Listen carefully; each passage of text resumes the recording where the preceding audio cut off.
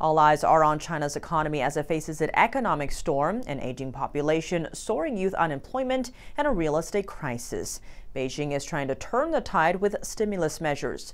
But can China pull itself out of this economic downturn? To break it down, we spoke to Christopher Balding, Senior Fellow at the Henry Jackson Society. Christopher Balding, thank you so much for joining us. Great to have you back on the show. Thanks for having me.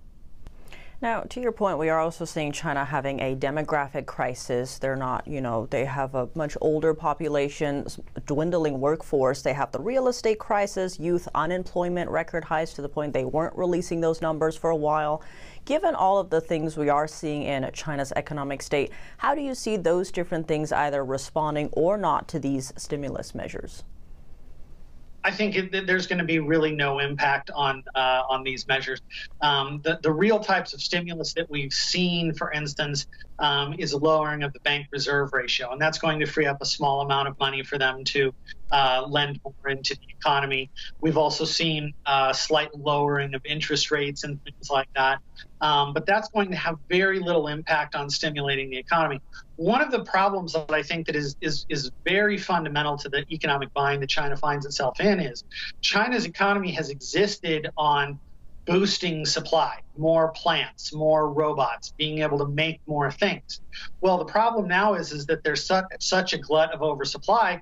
People are looking at this, Chinese business people are looking at this and saying, I don't need to invest. I can already produce everything that I need from my existing number of plants, my existing number of workers, robots. And so that push to increase investment just isn't seeing the adoption in the business place of people or local governments going out and investing. And how do you see global markets reacting to this? I think global markets basically got excited for a little while, and then as they started sorting through the details of what happened, they began to become a little more blasé about the longer-term impact. I think it's fair to say that global investors are very interested in China stimulating its economy.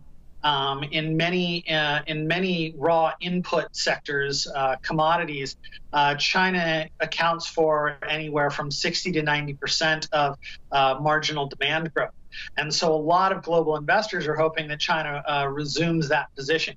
But I think that just isn't happening, and I think a lot of investors are realizing that just isn't happening, and we're probably going to see more disappointment in the days ahead.